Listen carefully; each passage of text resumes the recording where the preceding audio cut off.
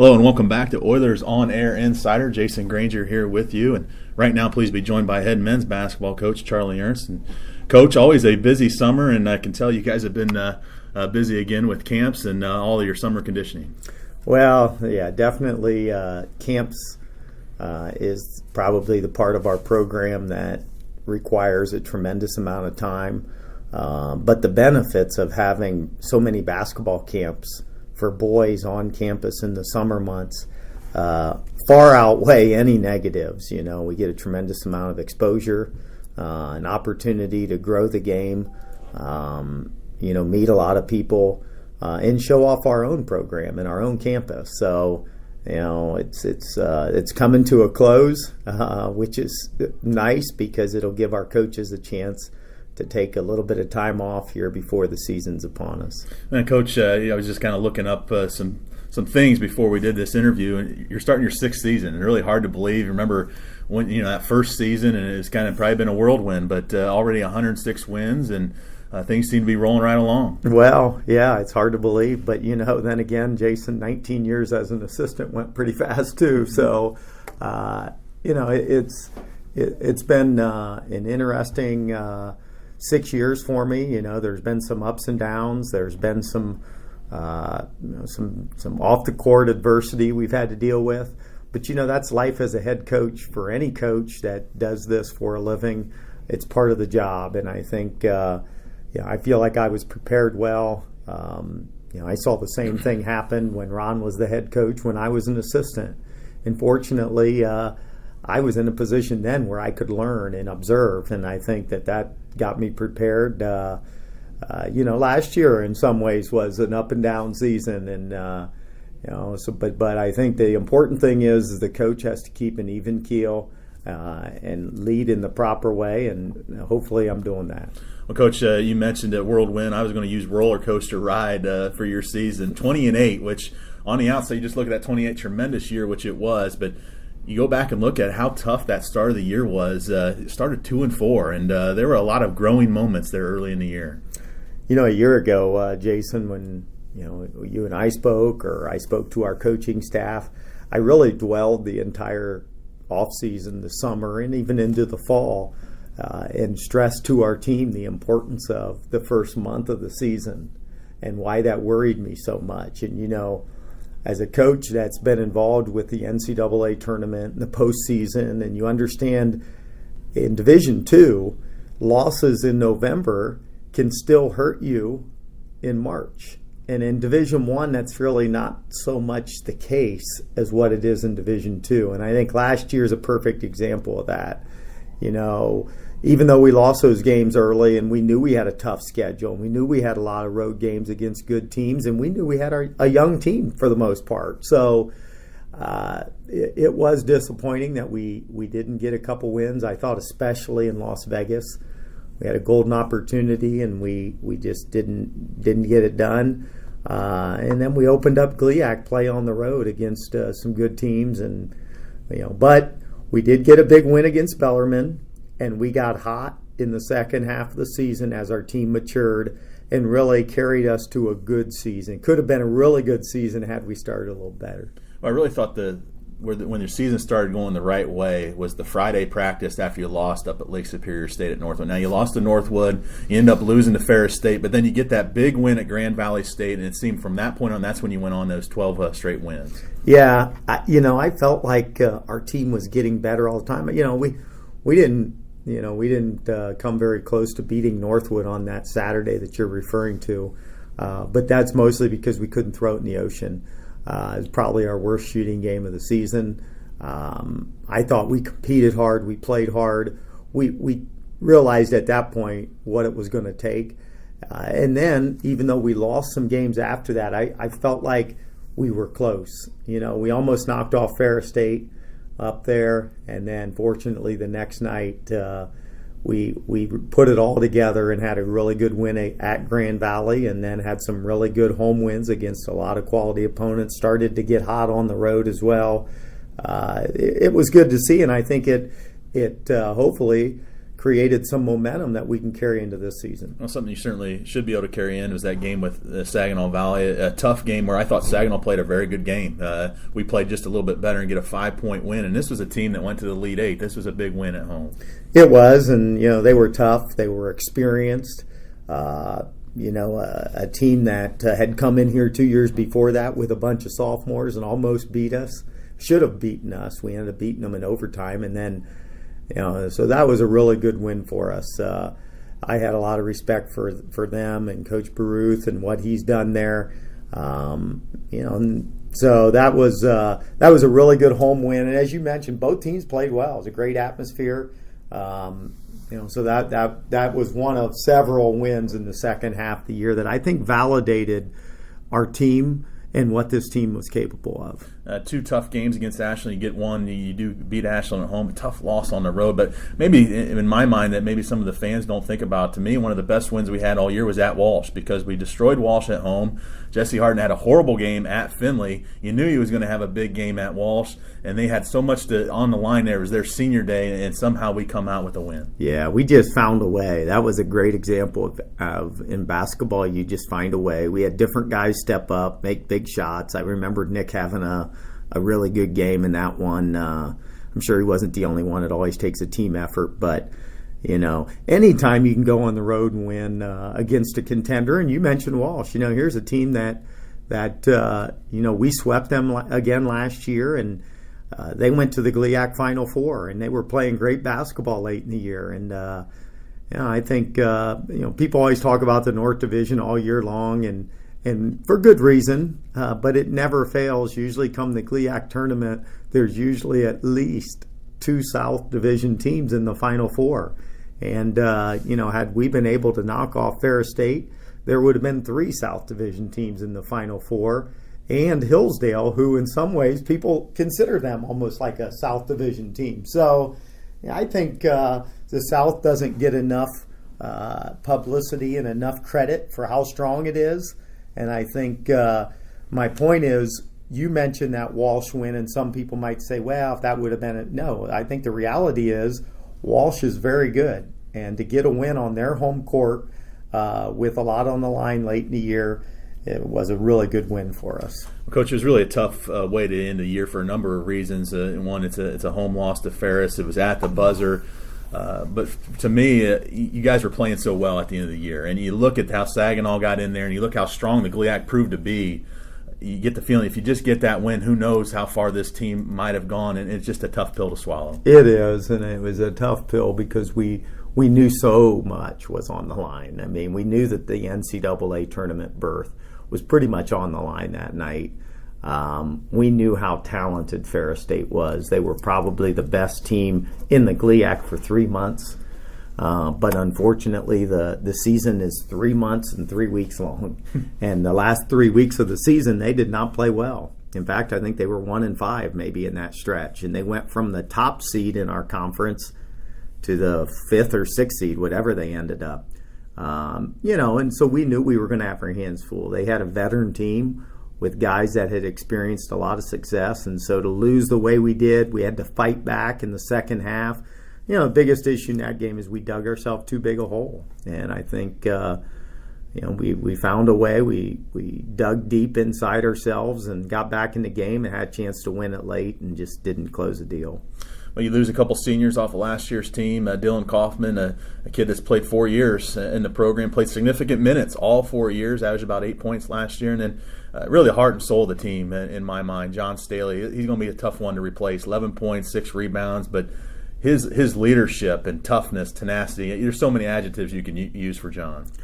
Well, John is a model kid, a model representative, a model player as far as a coach is concerned.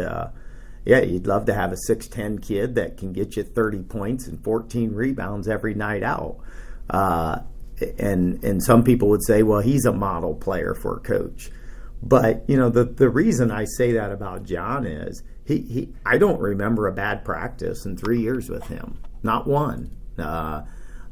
He does everything textbook. He tries to do precisely what the coaches tell him to do. But rather than do that in a quiet sort of way, he does that and then shows his teammates and leads in that way because he plays with the type of energy he plays with in every drill. When other guys aren't matching that, he lets them know about it, but he does it in the right way. And I think those are the things that, people, when you talk about leadership, I think his is both verbal and with example. And he just knows how to do it. And I think his dad and his mom have raised him the right way, and they've shown him how you do that. He's going to be, as you mentioned, he's going to be very tough to replace. We've had, like I told people throughout the summer, we've had a lot of tough guys to replace over the years.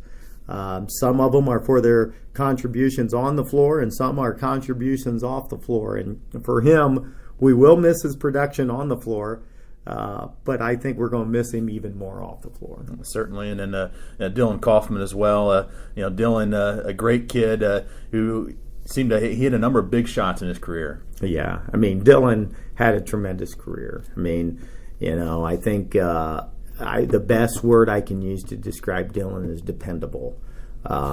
He's a guy that I think wanted to have a better senior year than he had, but really it wasn't as bad as I think maybe he thinks it was. He had a lot of big opportunities throughout his career, and most of the time he delivered. And it just so happens that, I think people hold guys like him to a really high standard, including the standard he holds for himself. And I think I'll remember his dependability, just like John, the way he represented our program. He's a tremendous student athlete, going to be successful in life, already is being successful in life, and it's no surprise to me. Well, Coach, let's look forward to next year's team and just starting to put this team together, really.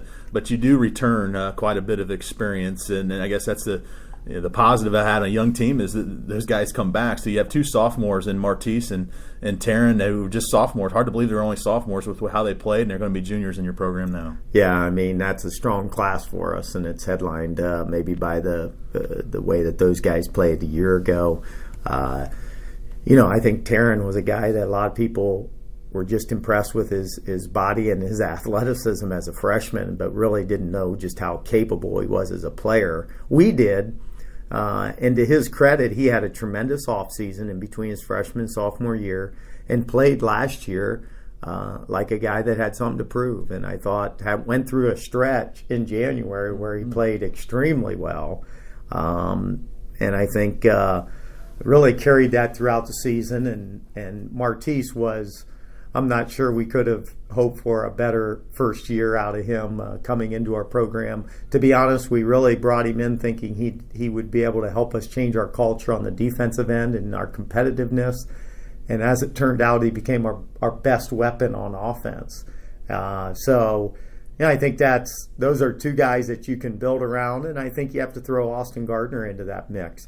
While Austin maybe doesn't have the statistical production that those guys have, his leadership skills, his work ethic, his attention to detail, and his unselfishness are things that will be extremely important this year as we replace two really good leaders. And to me, I don't think it's a coincidence when your team turned its season around last year is when Austin became the starting point guard. And he led the nation in assist to turnover ratio. He doesn't get credit for it because they don't think he had just enough games or whatever, some weird statistical there, but so dependable. His leadership is so good, and then his defense is, in my mind, he doesn't get enough credit for that. No, and I agree. I think, and I think that in the last part of all of that, is that he's a better shooter and a better scorer than what our people have seen. He made some big shots at big moments. He just didn't take a lot of them.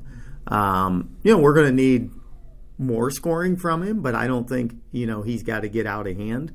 I think last year the whole focus was on his knee and his health.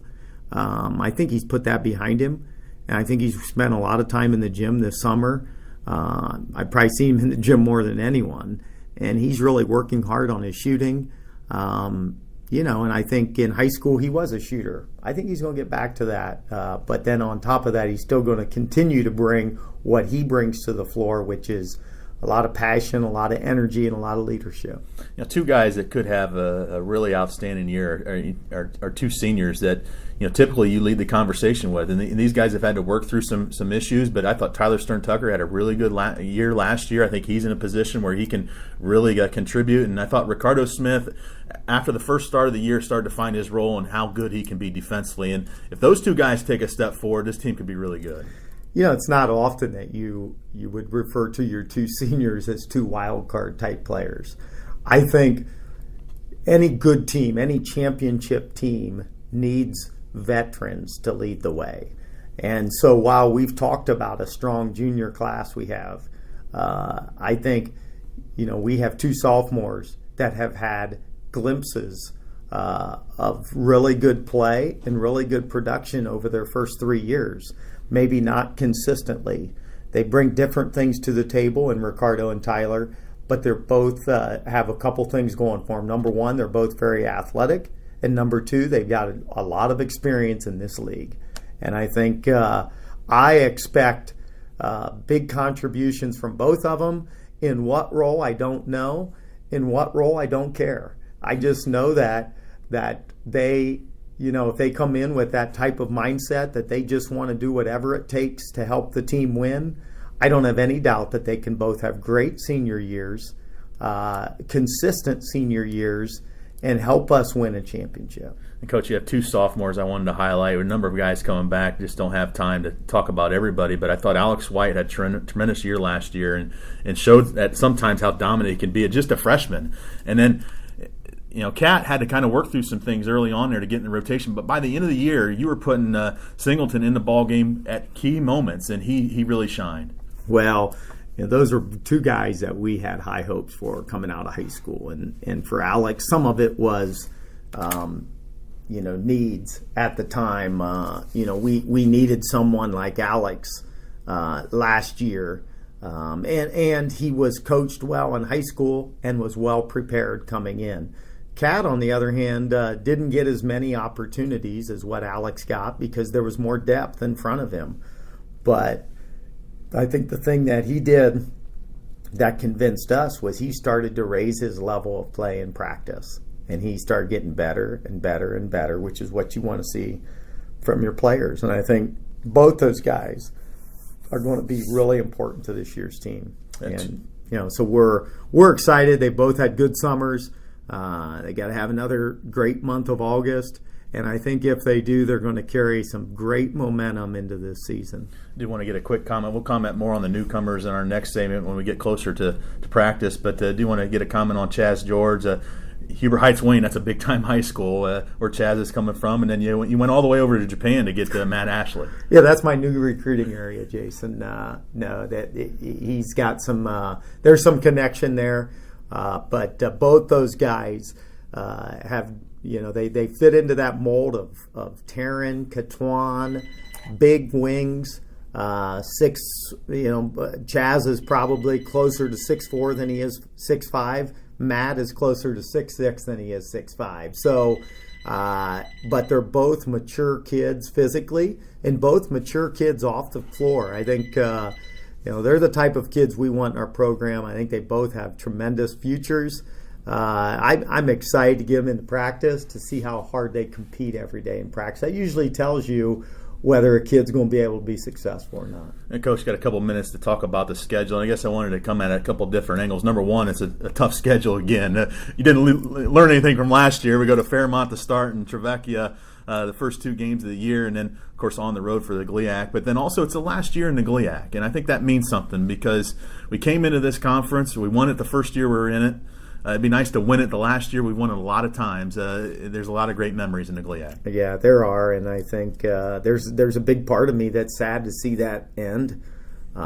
It's been not only great for our program. I think the development of the Findlay brand for men's basketball, it exists for the most part, not solely because of the GLIAC, but let's face it, at the Division II level, it validated how good our basketball program was and is because of the way we were winning in this conference. And I think that's what the GLIAC represents in the history of Findlay basketball. So I'm going to miss that. As far as the schedule itself goes, opening on the road at Fairmont State will be no picnic. They were ranked in the top 5 in the country most of the year last year. And if you talk to anyone in West Virginia, they will tell you they will be the best team in that league this year. They return everyone but one guy. So we know we're going to have our hands full, but that's okay. We've played a lot of really good teams, home and away, over the years. I don't want to schedule every game that way, but I think every schedule needs some of that. And, I'll be the first to tell you something that's not on here. I think we're going to have a game actually before that, a home game on Sunday, November 13th against Illinois Springfield. We're going to, in fact, a lot of that's just come together here in the last 2 days. So that'll be on a Sunday afternoon, November 13th. We're going to take advantage of the exempt weekend and do a conference crossover matchup with Illinois Springfield. They're going to come to Findlay for a Sunday afternoon game. So I'm excited that I can share that with you first before I do to anyone else. So we are going to get our feet wet before we go to Fairmont, which I think is going to be real important. And an opportunity for our fans to get first crack at us there at home. And wanted to finish up with this, Coach. Something I know you worked really hard on is the Cager Club, and our fans have been outstanding enjoying that club. Of course, we always have great crowds at home. We do have a golf outing coming up on, I believe it's August 20th. Maybe talk a little bit about that. And there's still plans to have the reverse raffle, I believe, as well. The support from our boosters and our fans is really truly what makes this basketball program special. It's our job to bring in good players, surround them with good coaches at a great university. And if we do that, I think the fans, the alums who have been so important to this program will continue to be there and hopefully grow. We have our annual golf outing. I think we've been doing this for over 20 years now. It's at Red Hawk. It's on August 20th, and we'll have our players working, so they will be here. In addition, we have a lot of great sponsors that help us with that golf outing. Time Staffing and Pat Nolan and his wife, they're the two main sponsors, and then we get a lot of others that help us with that. And so if you're interested in playing in that outing on that Saturday, great opportunity to meet our players on the golf course, talk to them. Give me a call, send me an email, anyone on our staff, and we can make that happen. And it's really pretty inexpensive. And then you mentioned our reverse raffle, which last year was a great event, and this year is going to be better. That's on Saturday night, October 8th, week before we start practice. And that's at what will become Legends Sports Steakhouse and Sports Bar downtown. It was formerly Waldo Peppers. It's closed right now. If you drive by it, it's being renovated. It's going to be a really nice place, and they're going to host our raffle again this year. We had it there last year. We expect a lot of fun that night. We're also going to kind of make that a meet the team night as well. So great opportunities to support our basketball program, meet our players and coaches, talk to them off the court, and support the program all at the same time. All right, Coach, a lot of good news there. Thanks for joining us, and we'll talk again soon. All right, thank you. All right, that's head coach Charlie Ernst. This will wrap up this segment of Oilers On Air Insider. I want to remind you can follow us on Twitter at Oilers On Air. Also, we'll have a YouTube link for all these interviews, and then also hoping to get games on YouTube as well this year. Final reminder, you want to join the Cager Club, please contact Coach Charlie Ernst or any one of his staff. Help you get involved from that standpoint. I'm Jason Granger, wrapping up Oilers On Air podcast. Talk to you later.